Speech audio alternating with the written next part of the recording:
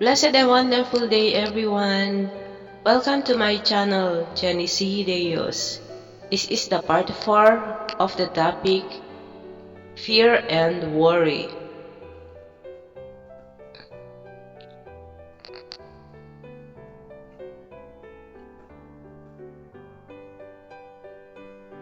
Part 3, those misunderstand or abuse God's promises. Letter A, Jesus is not saying that you won't have any problem. In Genesis chapter 3 verse 17 to 19.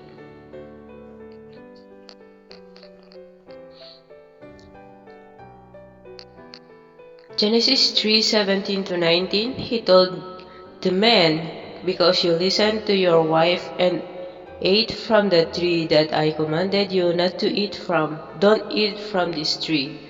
The very ground is cursed because of you. Getting food from the ground will be as painful as having babies is for your wife. You'll be working in pain all your life long. The ground will sprout thorns and weeds.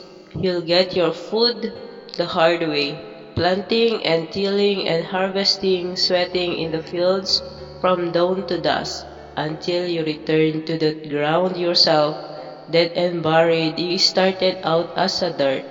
You'll end up dirt.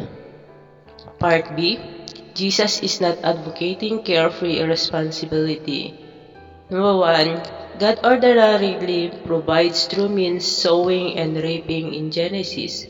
Believers are not exempt from having to earn a living in 2 Thessalonians chapter 3 verse 10.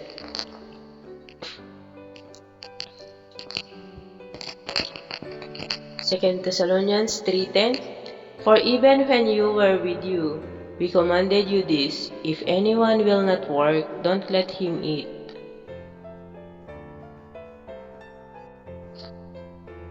Number 2, you are responsible to take care of today's troubles today, as God enables you in 1 Timothy chapter 5 verse 8, 2 Thessalonians 3:10, Lamentation chapter 3 verse 22 to 23.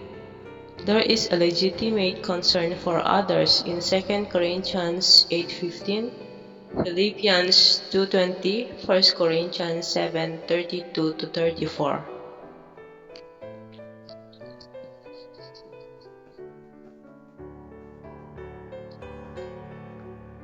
First Timothy chapter 5 verse 8, anyone who does not provide for their relatives and especially for their own household has denied the faith and is worse than an unbeliever.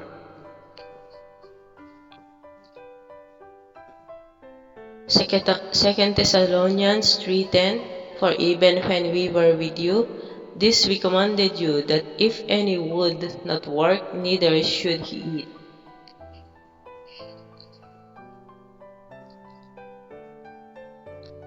Lamentations 3:22 to 23. Because of the Lord's great love, we are not consumed, for his compassions never fail. They are new every morning. Great is your faithfulness.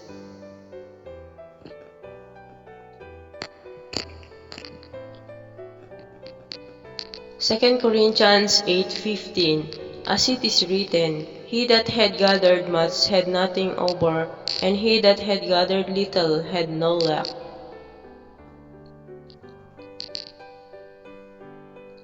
Philippians 2:20. For I have no men like-minded, who will naturally care for your state.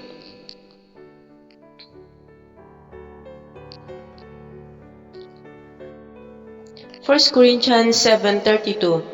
But I would have you without carefulness. He that is unmarried careth for the things that belong to the Lord, how he may please the Lord.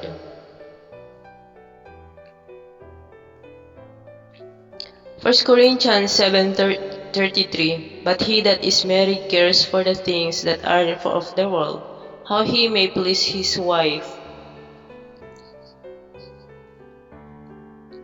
1 Corinthians 7:34. There is difference also between a wife and a virgin. The unmarried woman cares for the things of the Lord.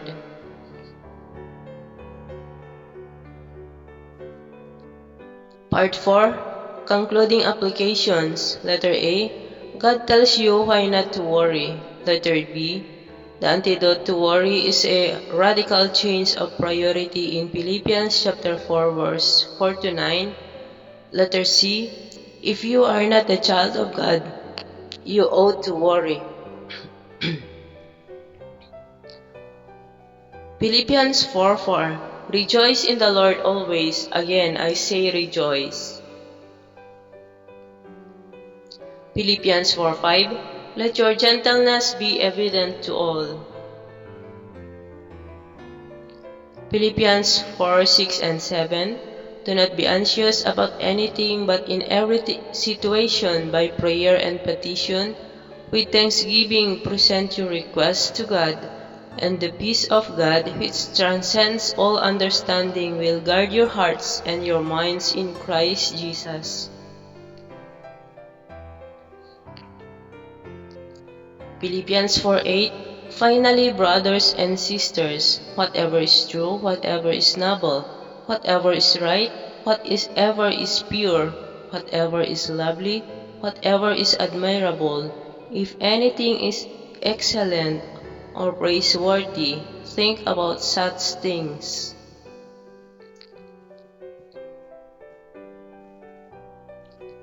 Philippians 4:9. Whatever you have learned or received or heard from me or seen in me, put it into practice, and the God of peace will be with you. Letter C. If you are not a child of God, you ought to worry. Is God calling you to be His child today? In John 1:12 to 13 and Ephesians 3:20,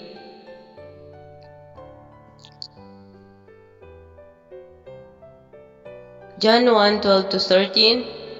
Yet to all who did receive Him, to those who believe in His name, He gave the right to become children of God, children born not of natural descent, nor of human decision or husband's will, but born of God.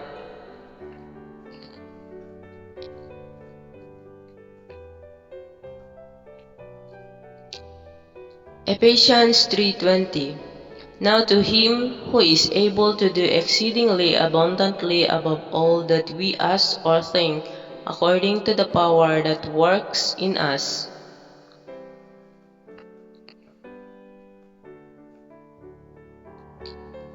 Question 1.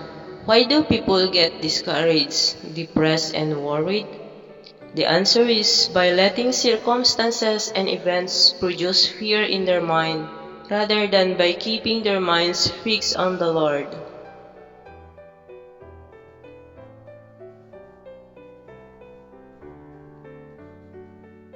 Isaiah 26 verse 3 promises, Thou wilt keep him in perfect peace, whose mind is stayed on thee, because he trusteth in thee. Question 2. What tools can we use from the Bible to relieve worry?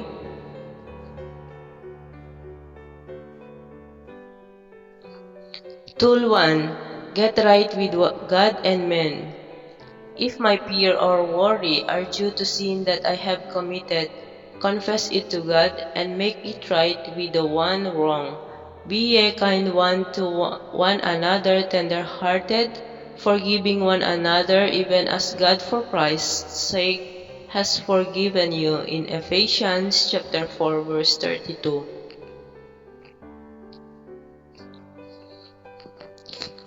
Tool number 2. Draw near to God. Draw near to God and He will draw near to you. Cleanse your hands, ye sinners. Humble yourselves in the sight of the Lord, and He shall lift you up. Says in James chapter 4 verse 8-10, as we draw near to God, He lifts us up. In 1 Peter chapter 5 verse 5 to 10. 1 Peter 5:5, likewise you younger, submit yourselves to the elder. Yes, all of you be subject one to another, and be clothed with humility. 1 Peter 5:6. Humble yourselves therefore under God's mighty hand, that He may lift you up in due time.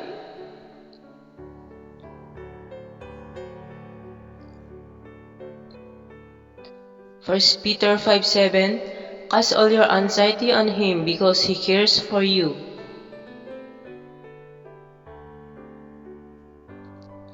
1 Peter 5:8.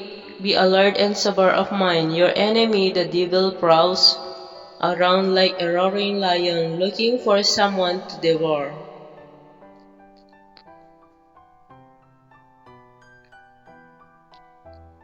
1 Peter 5:9. But you must resist the devil and stay strong in your faith. 1 Peter 5:10. And the God of all grace, who called you to His eternal glory in Christ, after you have suffered a little while, with Himself restore you and make you strong, firm, and steadfast. Toll 3. Cast all your care upon Him, casting all your care upon Him, for He careth for you. 1 Peter 5:7. Cast thy burden upon the Lord, and He shall sustain thee. He shall never suffer the righteous to be moved. In Psalms 55:22.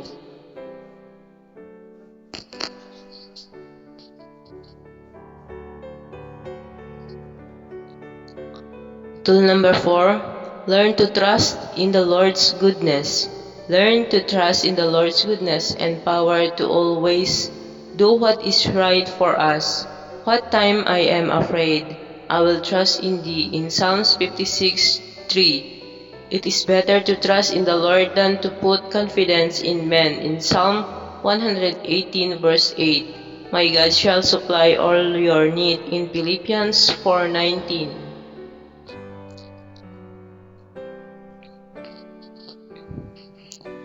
Trust ye not in a friend, put not confidence in a guide. In Micah chapter 7:5.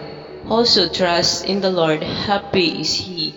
Proverbs 16:20. Trust in the Lord with all thine heart. Proverbs 3:5-6.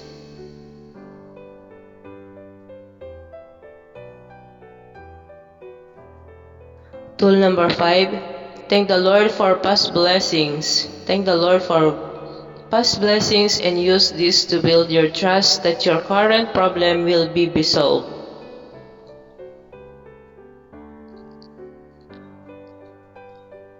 It is a good thing to give thanks unto the Lord and to sing praises to thy name. In Psalms 92:1. Enter his gates with thanksgiving and into his court with praise. Be thankful to him and bless his name. Psalms 100:4. In everything give thanks. 1 Thessalonians 5:18.